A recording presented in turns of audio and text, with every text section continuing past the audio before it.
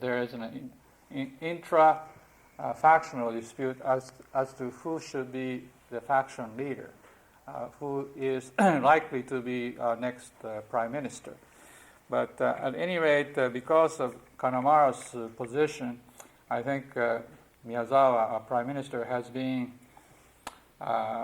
keeping his mouth shut about his own involvement, and I think it has really debilitated his leadership role. In fact, his popularity rate is now down to 20%. So that's the kind of leadership problem that we are having. Now, until about November of last year, for 4 years, I was on loan from Nissan Motor Company to a non-profit organization called Japan Center for International Exchange as managing director.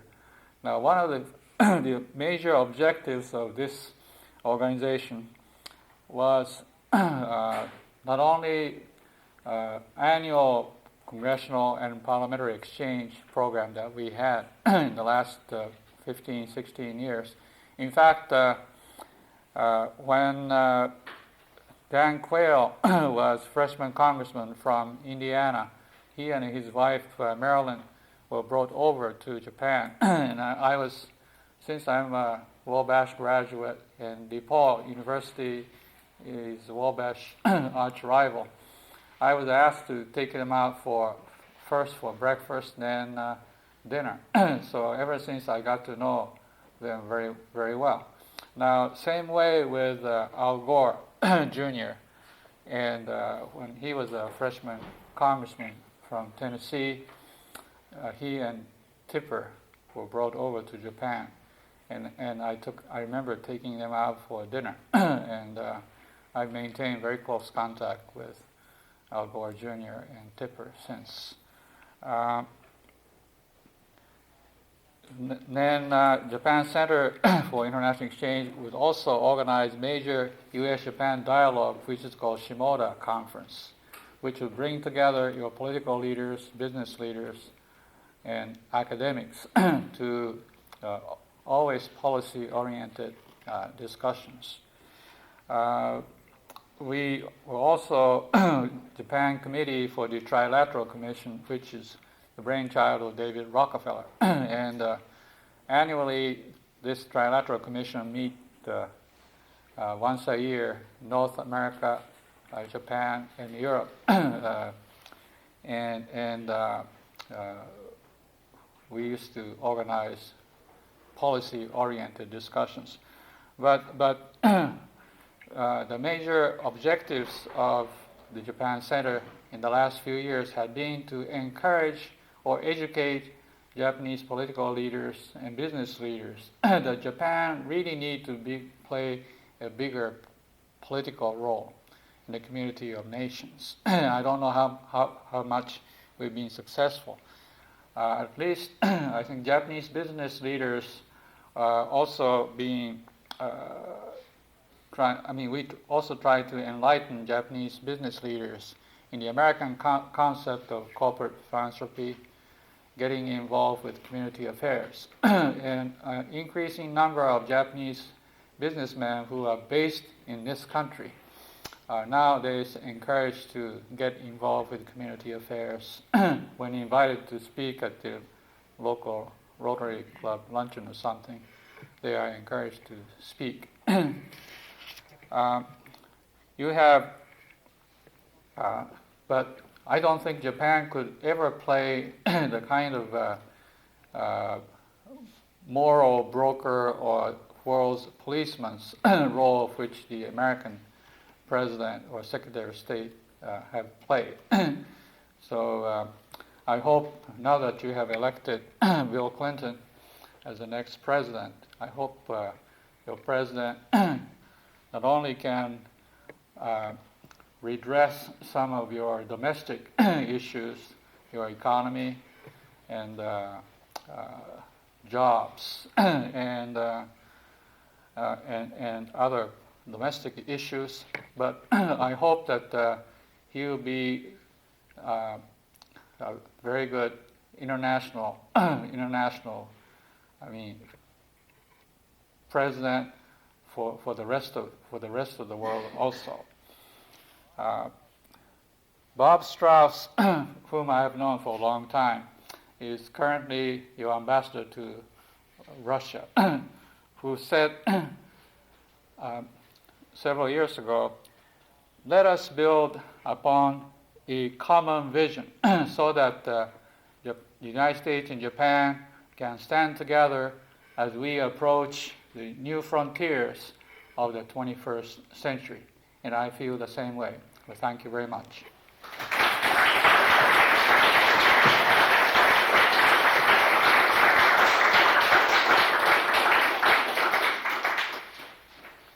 We have time for a few questions. If you need to get up and go to class, go ahead, but we should entertain a few questions if you'd like. How do the Japanese perceive those elections, and how does that compare to how Bush is perceived? Actually, not very many of us happen to know Bill Clinton that well. Although a lot of Japanese business leaders have been coming to the either Japan, U.S. Southeast Association meeting, at which governors of all 7 southeastern states bring a big number of states business delegation to this annual conference. But Arkansas has never been part of this conference. So I have known governors of all these 7 southeastern states very, very well, some past governors. But none of us really have met Bill Clinton, although he's been to Japan 3 times to invite Japanese companies to come and invest in Arkansas. And I think 4 or 5 Japanese companies have invested in Arkansas. But internationally, he is still kind of unknown figure. Evidently, he had done very well. He had done very well as governor of Arkansas, and of course, he was educated at Oxford as a Rhodes Scholar. And I hope somebody who is really qualified will be appointed your Secretary of State, and maybe somebody like Warren Christopher's name has been mentioned. And I also feel that, in one of the presidential candidates' debates, he said that in order to increase the tax base, he's going to tax anyone making over $200,000 a year, and also he said foreign companies investing here in this country. I hope he will not treat foreign companies differently from U.S. companies, because I, for one, feel that, for example, Nissan, my former company, which has invested so heavily in the United States, we consider that company to be an American company. No longer, it's headed by an American, and there are only few, maybe less than 10 Japanese in Tennessee. So I hope Japanese companies there are about 1,400 Japanese companies that have invested throughout the United States for manufacturing. I hope they are not subject to different rates of tax, for example. He actually said that they should be paying the same amount of tax as the Okay. Japanese. Thank you. Do you think that is going to affect Yeah, sure. the amount of businesses, foreign investment that is going to come in? I really do not think so. Of course, in Japan, as you know, our economy is nowadays suffering. We say in Japan, bubbles also have burst, and our stock market has been very depressed. Real estate values have started going down for the first time. So our economies are not doing. Japanese companies are not doing very well either. Perot suggested that maybe they were exporting good jobs to the other countries, maybe including Japan. Do you think that's happening? Or Is that just a political statement? You know, when American multinational corporations invest overseas, of course, they tend to create more jobs overseas also. But I think the statistics show that that will also create more job opportunities here in America also, because your companies here will have to produce certain componentry or something for overseas assembly, things of this kind. Would you address the subject of materials that are exported from the United States? So much of it is basic raw materials without any value added. I'm thinking when I see these huge ships, cargo ships with raw logs going to Japan with no value added. Yeah. I'm wondering about the beef. Now, is the beef cut, boxed beef, or are they sending whole carcass beef to Japan? Could you? Yeah, sure. Actually, my primary concern, or the concern of Japanese business leaders such as Mr. Morita of Sony, is the content of U.S.-Japan trade. You know, I hope my sincerest wish is that more American companies would be able to export to Japan more of high value added things rather than raw materials and parts and components kind of things. But looking at the recent U.S.-Japan trade, U.S. companies tended to buy even machine tools from Japan. And machine tool industry in the United States used to be world's number one. Why, over the years, I think they lost out to foreign competition, I just do not know. In much the same way, much of your steel mills. In fact, I'm an advisor to the Timken Company, but Timken Company built a new steel mill in Canton, Ohio in 1983 with technologies from 2 Japanese mills. And that mill produces the cleanest steel in the United States. And for the inauguration, Reagan went there for the inauguration of that steel mill. But I hope you will not lose. Years ago, we talked about hollowing out of industries. But I think your basic, I hope your basic industry will remain strong. I mean, including your auto industry and parts and component manufacturers also. Do the defense of the NATO nations or NATO reflect with Japan the amount that we do compared to the taxpayer of the United States? Actually, several years ago, Japanese government agreed to pick up more of the defense cost the cost of having American troops based in Japan. And I think we nowadays pick up the cost of all Japanese payroll of all the Japanese employees hired by the U.S. military in Japan. I think housing cost and things of this kind, and that amount per soldier per airman, U.S. airman, is higher than the cost that which is being picked up by any of the NATO countries. So I think maybe half the cost of having U.S. troops based in Japan is being picked up by the Japanese government. Do you think we still need NATO troops there, or troops of the United States in Japan? I think the gradually U.S. forces stationed in Japan will be reduced. I think already, U.S. troops based in Korea is being that was already announced. But perhaps I think the number of somebody told me there are 60,000 U.S.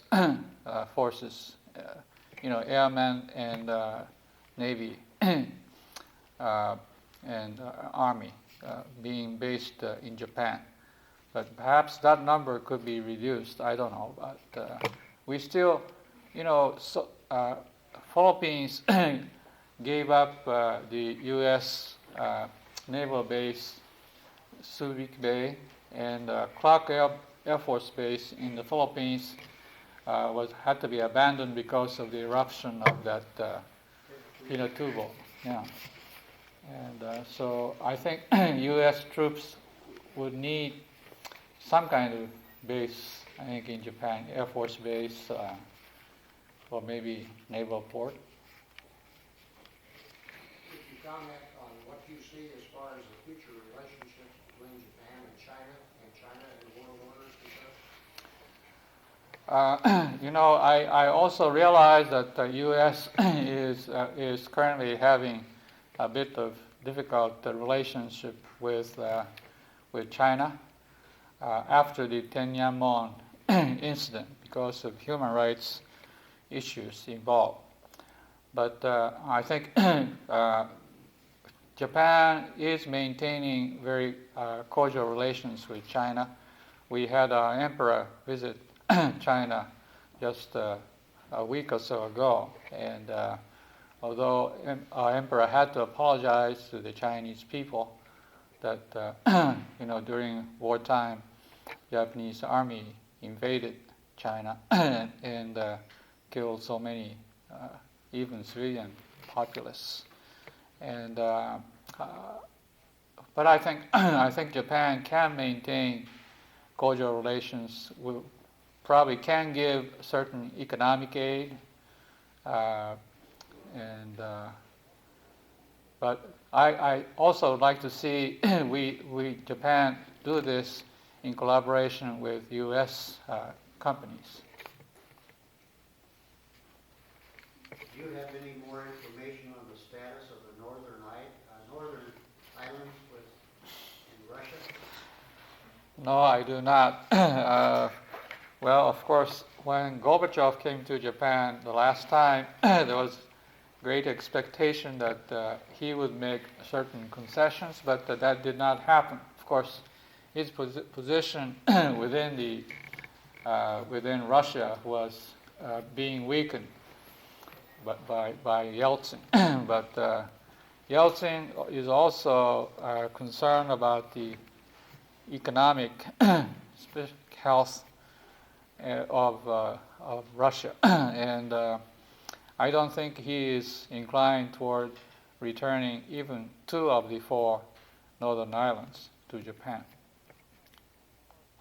But of course, Yeltsin would like to seek Japanese economic aid, but Japanese government seems to be linking.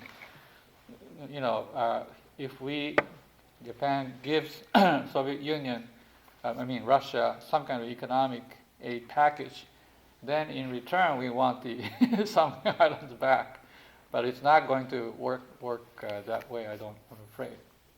How would you assess Japanese policies in terms of environmental issues? Actually, because of the public opinion prevailing even during the 70s, and for example, Japanese industries, especially the auto industry, had to comply with the very strict exhaust emission control standards that was introduced in Japan, I believe, 1973, based on the so-called Muskie standards. And the basis of Muskie standards, as I understood it, was that amateur measured the exhaust emission on a busy street in Chicago, and Senator Edmund Muskie put it in the exhaust emission control standard bill. And so Japanese automakers have had to comply. Initially the Japanese auto industry would say, oh, we just cannot produce cars that can meet that kind of standard. But we did it. And as a result, the air over Tokyo and or Osaka or other metropolis has become very clean. In the meantime, from stationary sources also, or smoke, industrial smoke, we have put in very strict local regulations. And as a result, the air, I think, over Japan is now relatively clean. We are now concerned about the destruction of ozone layer. This, whatchamacallit, you put in the air conditioning system. Fluoro, I can never pronounce it. Yeah. Is now quickly being replaced by something else. What you put in also in the aerosol cans also is being replaced.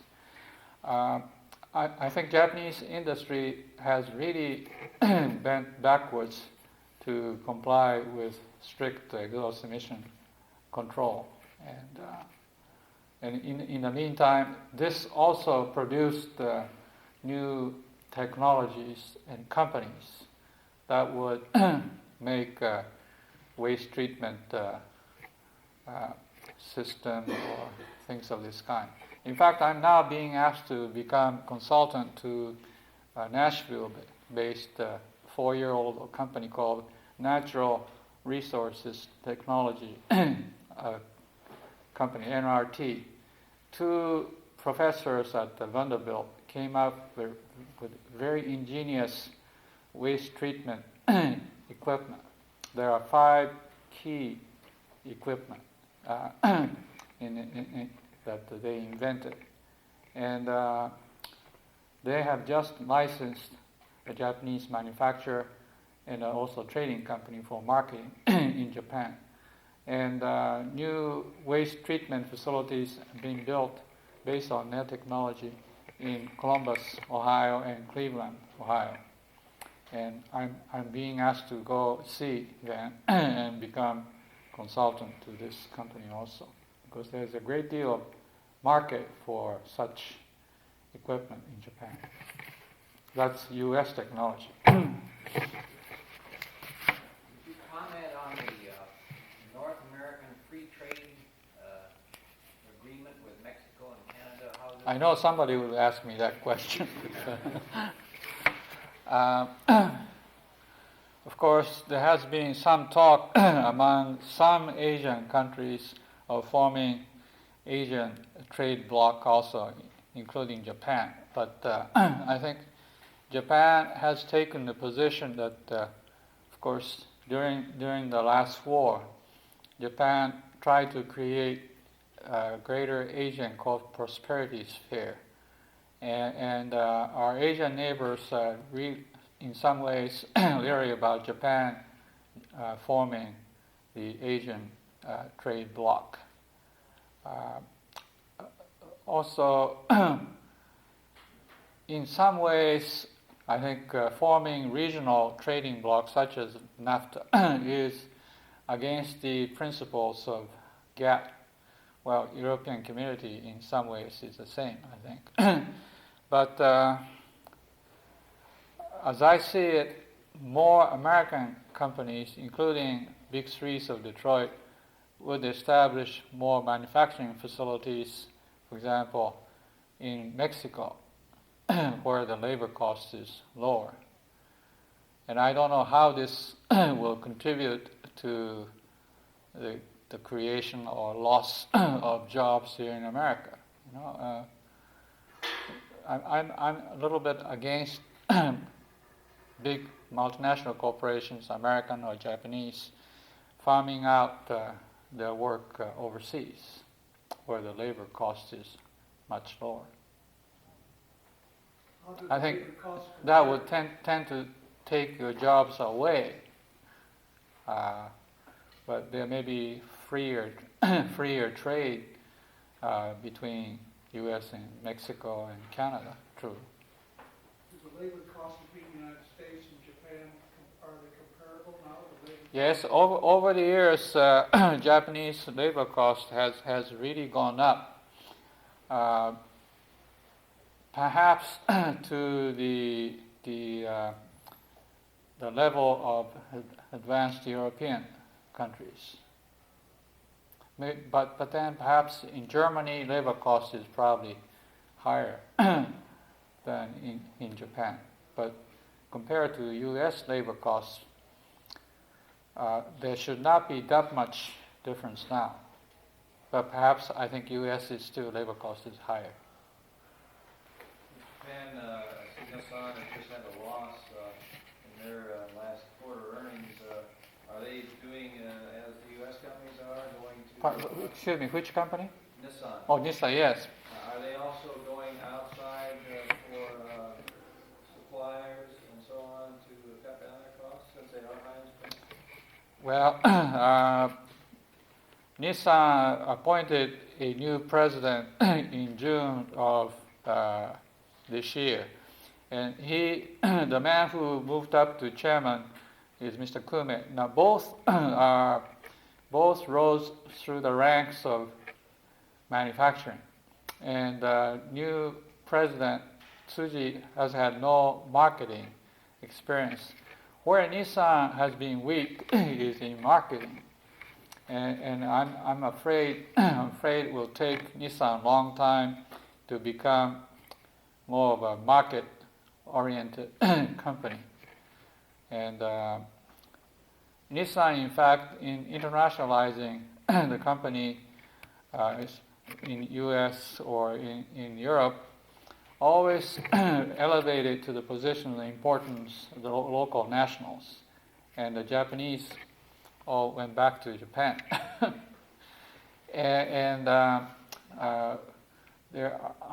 I'm afraid, even Nissan USA in Los Angeles is now headed by an ex-Ford man. And in marketing, Nissan, in North America, Nissan has been very, very weak compared to Toyota and Honda. In Europe, only because in England, Nissan outsells Toyota and anybody else. Nissan still the number one Japanese automaker in Europe. But of course, I was in charge of Nissan's entire European operation until 1986. Let's take one more question and then. I'm kind of curious regard to your comment regard to this country taking, continue on, I guess, the role of international political role, we're finally getting into Japan model. How do you separate this political role without economics? You heard a lot about all these Yes, what I think is that Japan is not playing bigger political role, I mean, befitting its economic strengths. That's what I want to say. But Japanese prime ministers, past prime ministers, never had the international experience. Of course, the only prime minister that we have had who was very articulate internationally was Nakasone, but he's no longer a prime minister.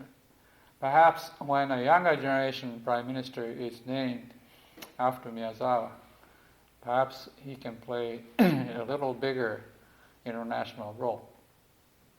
But we can never provide the kind of leadership that the U.S. president has played in international affairs.